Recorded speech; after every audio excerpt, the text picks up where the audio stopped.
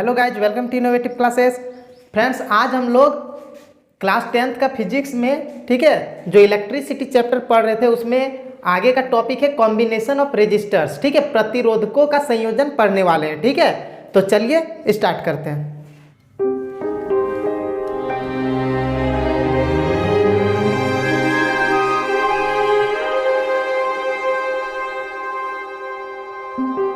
तो देखिए फ्रेंड्स, ये जो प्रतिरोधकों का संयोजन होता है, ठीक है, हम लोग विद्युत परिपथ में यानी इलेक्ट्रिक सर्किट में जो कॉम्बिनेशन करते हैं रेजिस्टर्स का, रेजिस्टर कैसे होते हैं, इस तरह से हम लोग रेजिस्टर का जो सिंबल है यानी कि प्रतीक है, इस तरह से दिखाते हैं प्रतिरोध का। ठीक है, तो प्रतिरोधक का तो इस तरह से हम लोग, ये जो प्रतिरोधक है यानी रेजिस्टर्स है, इनको हम लोग कैसे जोड़ सकते हैं, तो दो तरह से जोड़ते हैं। ठीक है, कॉम्बिनेशन जो है दो टाइप का है, संयोजन दो टाइप के क्या क्या है, एक है श्रेणी क्रम संयोजन, ठीक है, श्रेणी क्रम संयोजन, और दूसरा है पाशरोक्रम संयोजन। पाशर क्रम को ही समांतर क्रम भी बोलते हैं। ठीक है, समांतर क्रम संयोजन या पाशर क्रम संयोजन दोनों एक ही बात है। इंग्लिश में इसको बोलते हैं सीरीज कॉम्बिनेशन, ठीक है, सीरीज कॉम्बिनेशन, और दूसरा होता है पैरेलल कॉम्बिनेशन।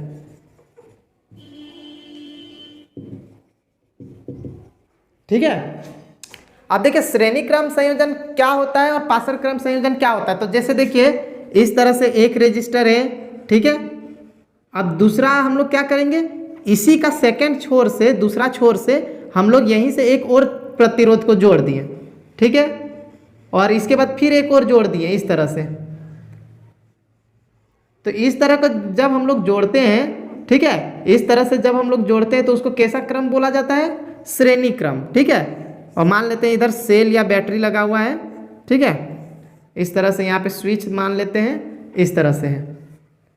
और समांतर क्रम में किस तरह से जोड़ते हैं, तो इसमें क्या होता है, इस तरह से मान लेते हैं यहाँ एक प्रतिरोध है, प्रतिरोधक इस तरह से, और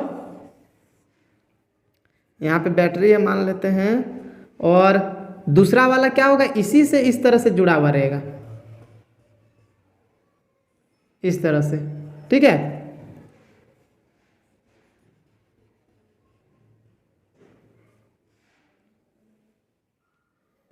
यहाँ मान लेते हैं स्विच दिया हुआ है। ठीक है, अब देखिए इसमें श्रेणी क्रम में क्या होता है कि इस तरह से जुड़ा हुआ रहता है, एक प्रतिरोध रहता है, उसके बाद दूसरा, ठीक है, फिर तीसरा, मतलब जो मान लेते हैं ये प्रतिरोध R1 है, ठीक है, R1 है, ये R2 है, ये R3 है। इसी तरह इसमें भी तीनों R1, R2 और R3 है। ठीक है, और इसमें क्या होता है कि पहला प्रतिरोधक यानी पहला रेजिस्टर का सेकंड एंड, ठीक है, दूसरा छोर दूसरे वाले के पहले छोर से जोड़ा जाता है, फिर दूसरे वाला जो प्रतिरोध है उसका दूसरा छोर को तीसरा वाला प्रतिरोधक के पहले छोर से जोड़ते हैं। तो इस प्रकार के संयोजन को हम लोग क्या कहते हैं, श्रेणी क्रम संयोजन यानी सीरीज कॉम्बिनेशन कहते हैं। और जब इसमें क्या होता है, तो देखिए ये जो R1 है इसका पहला छोर यहाँ पे जुड़ा हुआ है, R2 का भी पहला छोर यहीं जुड़ा हुआ है, R3 का भी पहला छोर यहीं पे जुड़ा हुआ है, और दूसरा छोर तीनों का यहाँ पे जुड़ा हुआ है। मतलब पैरेलल कॉम्बिनेशन में यानी पाशर क्रम संयोजन में क्या होता है कि जितने भी प्रतिरोधक होते हैं उनके पहले छोर को एक साथ और दूसरे छोर को एक साथ जोड़ा जाता है। तो इस तरह के कॉम्बिनेशन को क्या बोला जाएगा, पैरेलल कॉम्बिनेशन यानी कि पाशर क्रम या समांतर क्रम संयोजन। ठीक है, ये दोनों आप लोग समझ गए कि श्रेणी क्रम संयोजन क्या होता है और पाशर क्रम संयोजन क्या होता है। आप देखते हैं कि इन दोनों में डिफरेंस क्या है, किसमें ज़्यादा हमें फायदा है, ठीक है, लाभ या हानि किसमें ज़्यादा है, प्रॉफिट किसमें है, लॉस किसमें है। ठीक है, तो सबसे पहले हम लोग इसमें देखिए, इसमें क्या होता है कि मान लेते हैं ये तीन प्रतिरोधक कुछ भी हो सकते हैं, ये बल्ब हो सकते हैं, पंखा हो सकता है, हीटर हो सकता है। अभी मान लेते हैं तीनों बल्ब है, ठीक है, ये भी बल्ब है, ये भी बल्ब है, ये भी बल्ब है। अगर ये बल्ब बीच में खराब हो गया या फिर फ्यूज हो गया तो क्या होगा, इसका रास्ता बंद हो जाएगा। अब देखिए यहाँ पे इसमें जो होता है श्रेणी क्रम में, ये जो करंट इधर से जा रहा है, धारा जो जा रहा है, इसका एक ही रास्ता है, इधर से निकल रहा है, ये तीनों प्रतिरोधक से होते हुए ये आके यहाँ पे घुस जा रहा है, ठीक है। तो इस तरह से चल रहा है, इसका रास्ता जो है करंट चलने का एक ही रास्ता है, मतलब इनसे होके ही जाता है। अब अगर बीच में का एक बल्ब कोई भी खराब हो गया तो वो रास्ता तो कट जाएगा। बल्ब फ्यूज होने का मतलब क्या है कि उसका रास्ता, बल्ब में क्या होता है, इस तरह से बल्ब जो होता है, ठीक है, बल्ब जो होता है इसमें जो तार रहता है यहाँ पे जुड़ा हुआ रहता है ना फिलामेंट से, तो अगर ये फ्यूज हो गया मतलब ये फिलामेंट ही कट गया, तो इधर से जो रास्ता था करंट जाने का वो तो टूट गया। तो अब तो करंट जाएगा नहीं आगे, और आगे करंट नहीं जाएगा तो ये और ये बल्ब भी नहीं जलेगा, ठीक है। मतलब इसमें एक कोई भी फ्यूज हो जाएगा तो बाकी चीज़ भी जलना बंद हो जाता है। अब इसमें देखिए क्या होता है, इसमें मान लेते हैं R1 फ्यूज हुआ तो R2 को तो अब भी करंट मिलते हैं, यहाँ से जुड़ा हुआ है ना, तो यहाँ से तो R2 को करंट मिल रहा है, इधर से होते हुए करंट जा रहा है, और R3 को भी तो अपना करंट यहाँ से मिल ही रहा है, धारा यहाँ से मिल ही रहा है। मतलब R2 और R3 क्या है, चलता ही रहेगा। R1 के खराब होने से इन दोनों का कोई फर्क नहीं पड़ेगा, ये अपना काम करते रहेंगे। लेकिन इसमें किसी भी एक प्रतिरोधक का, किसी भी एक रेजिस्टर के खराब हो जाने से बाकी सारे काम करना बंद कर देते हैं, ठीक है। तो एक फायदा क्या दिखा कि इसमें एक के खराब होने से बाकी चीज हम लोग यूज कर सकते हैं, लेकिन इसमें एक खराब होने से बाकी चीज भी यूज नहीं होता है, ठीक है। एक हो गया।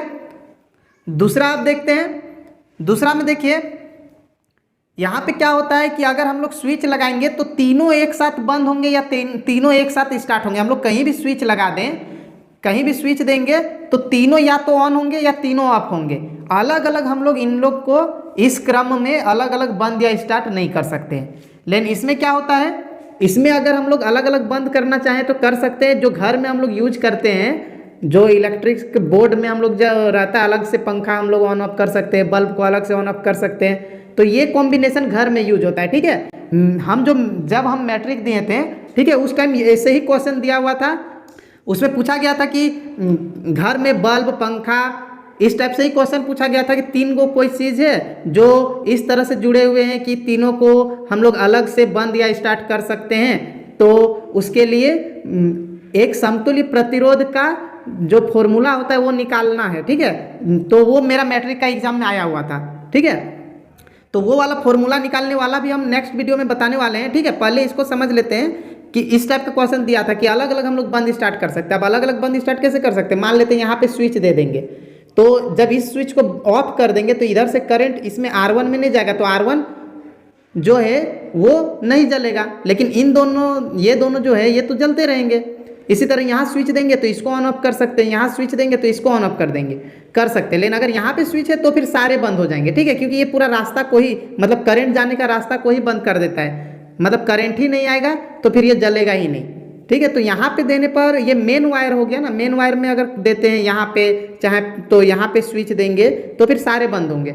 लेकिन हम लोग अलग से यहाँ पे स्विच लगा के सिर्फ इस एक किसी को बंद या स्टार्ट कर सकते हैं। तो दो चीज़ हो गया कि एक खराब होने से इसमें सारे खराब, मतलब सारे काम करना बंद कर देते हैं, इसमें एक के खराब होने से बाकी चीज़ चलते रहते हैं। इसमें क्या होता है कि सबको हम लोग अलग से बंद या स्टार्ट नहीं कर सकते हैं। इसमें क्या है कि अलग से सभी प्रतिरोधकों को हम लोग अलग से बंद या स्टार्ट कर सकते हैं, ठीक है। अब तीसरा चीज देखते हैं। सबसे पहले देखिए इसका एक प्रतिरोध जो होता है, यानी इक्विवेलेंट रेजिस्टेंस जो है, समतुल्य प्रतिरोध, तो RS, S का मतलब हो गया सीरीज, मतलब इन तीनों के बदले, यहाँ तीन जुड़ा हुआ है, तीनों के बदले मान लेते हैं एक अगर रहता तो इन तीनों के बदले में कितना रहता, ठीक है। इन तीनों के स्थान पर हम लोग एक ही अगर लगाना है तो वो कितना होगा, तो उसके लिए एक फॉर्मूला है। सीरीज के लिए एक फॉर्मूला क्या है कि R1 plus R2 plus R3 किया जाता है। इस तरह अगर और भी जुड़ा हुआ है तो सबको जोड़ते जाएंगे। और इसमें क्या फॉर्मूला है, इसमें है 1/RP, P से हो गया पैरेलल, ठीक है। तो पैरेलल के लिए क्या होता है 1/R1 plus 1/R2 plus 1/R3, ठीक है। अब देखिए मान लेते हैं ये 2 ओम का है, ठीक है। प्रतिरोध का मात्रक इसी तरह होता है ना, रेजिस्टेंस का जो SI यूनिट है ओम होता है, हम पीछे बता चुके हैं आप लोग को। मान लेते हैं ये 2 ओम का है, ये 3 ओम का है और ये 5 ओम का है, ठीक है। इसी तरह ये भी वही है, 2 ओम एक है 3 ओम और एक है 5 ओम, ठीक है। तो अब देखिए, तो इसमें अब क्या करेंगे, देखिए R1 कितना है 2 ओम, तो 2 ohm plus 3 ohm plus R3 कितना है 5 ओम, इन तीनों को जोड़ देंगे तो कितना हो जाएगा 10 ओम, ठीक है। यानी कि RS कितना हुआ, यानी तीनों के बदले में समतुल्य प्रतिरोध यानी कि इक्विवेलेंट रेजिस्टेंस क्या होता है, ये वाला तीनों के बदले में 10 ओम, यानी कि यहाँ पे 10 ओम हो जाएगा, इन तीनों के बदले में 10 ओम का हम लोग लगा सकते हैं। अब इसमें देखिए, इसमें फॉर्मूला कैसे है, 1 बाय करके है, ठीक है। तो यहाँ पे जब हम लोग निकालेंगे तो 1 बाय R1 कितना है 2 प्लस 1 बाय 3 फिर प्लस 1 बाय 5। अब यहाँ पे हम लोग एलसीएम लेंगे तो आएगा 30, फिर यहाँ पे हो जाएगा 15 प्लस 10 प्लस 6, ठीक, इक्वल टू कितना हो जाएगा, यहाँ पे हो जाएगा 31 बाय 30।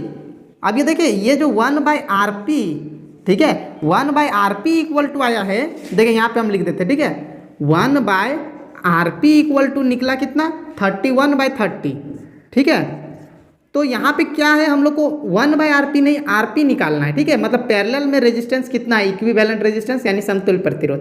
तो इसको पलट देते हैं, ठीक है, या हम लोग क्रॉस मल्टीप्लाई करके भी जिस तरह से x निकाला जाता है उस तरह r निकाल सकते हैं। यहाँ मान लेते हैं पलट दे रहे हैं RP, मतलब इसको पलट दिए तो यहाँ पे क्या हो जाएगा, यहाँ भी पलट जाएगा 30 बाय 31। अब इसको पलटे कैसे, देखिए 1 बाय RP है, यहाँ पे RP बाय 1 कर दिए, तो यहाँ पे इसको ऊपर कर दिए, इसको नीचे, तो इधर भी इसको ऊपर और इसको नीचे करना होगा, तो नीचे 1 नहीं लिखते हैं, ठीक ना। तो RP इक्वल टू हो गया 30 बाय 31। अब यहाँ पे देखिए RP इक्वल टू कितना आ जाएगा, जब डिवाइड करेंगे तो 0 पॉइंट कुछ आ जाएगा, 0.9 आ जाएगा, ठीक है, 9 ओम लगभग आ जाएगा, ठीक है।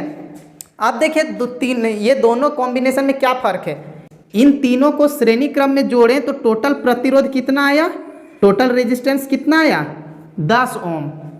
और इस तरह से हम लोग उतना ही मान के 2, 3 और 5 वाले ही वैल्यू के हम लोग जब इस कॉम्बिनेशन में जोड़ें तो प्रतिरोध कितना हो गया, देखिए 0.9 ओम, मतलब ये 1 भी नहीं है, 1 से भी कम है।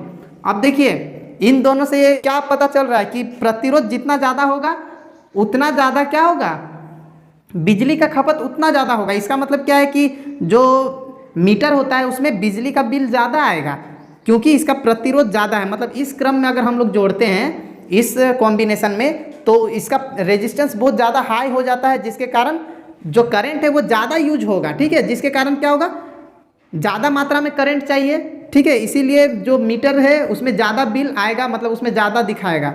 और इस कॉम्बिनेशन में क्या होता है, सो देखिए घट जाता है, यहाँ पे 2 ओम सबसे छोटा है, उससे भी कम हो गया, 1 भी नहीं है, 1 से भी छोटा आ गया, यानी कि इस कॉम्बिनेशन में जोड़ने पर क्या होता है, प्रतिरोध बहुत कम हो जाता है, जिसके कारण जो इलेक्ट्रिसिटी है बहुत कम यूज होगा, मतलब करंट जो है ये बहुत कम यूज करेंगे, जिसके कारण बिजली का बिल जो है कम होगा, ठीक है। यानी कि टोटल देखा जाए तो फायदा पैरेलल कॉम्बिनेशन में ही है, सीरीज में नहीं है, ठीक है। इसका फायदा हम लोग एक जगह देख सकते हैं, जैसे दिवाली का जो लाइट होता है उसमें इस तरह का कॉम्बिनेशन से जोड़ा जाता है। इससे क्या होता है, एक छोटा सा बल्ब जो बस 1.5 वोल्ट का होता है, ठीक है, इस तरह से एलईडी बल्ब सब होता है, तो छोटा सा बल्ब जो 1.5 वोल्ट का है घर में लगभग 220 से लगभग 250 वोल्ट तक का हम लोग का बिजली आता है, ठीक है, इलेक्ट्रिसिटी। तो ये बल्ब तो बस 1.5 वोल्ट का होता है, तो इतना कम वाला इसमें कैसे चल सकता है, ठीक है। तो इसमें क्या होता है, इस तरह से जोड़ने से अगर हम लोग इस तरह से मान लेते हैं, बड़ा ही बल्ब जो यूज करते हैं हम लोग घर में लाइट के लिए, तो इस तरह से अगर बल्ब को जोड़े हैं 3 बल्ब को और इस तरह से 3 बल्ब को जोड़े हैं, तो इस तरह जुड़ा हुआ तीनों बल्ब में लाइट जो है ना कम आएगा, और इस तरह से अगर जोड़े हैं तो इन तीनों में लाइट ज़्यादा दिखेगा। क्यों, क्योंकि इसमें क्या होता है ना कि प्रतिरोध बढ़ जाता है, जिसके कारण करंट कम हो जाता है, और जिससे क्या होता है कि वोल्टेज जो है कम हो जाता है। और इसमें क्या होता है, ये प्रतिरोध कम रहने के कारण करंट ज़्यादा आता है, जिसके कारण इसमें ज़्यादा लाइट देता है बल्ब में, ठीक है। तो एक और पर ये चीज़ हो गया कि इस क्रम में बल्ब में कम लाइट देगा और इस क्रम में बल्ब में ज़्यादा लाइट देगा, ठीक है।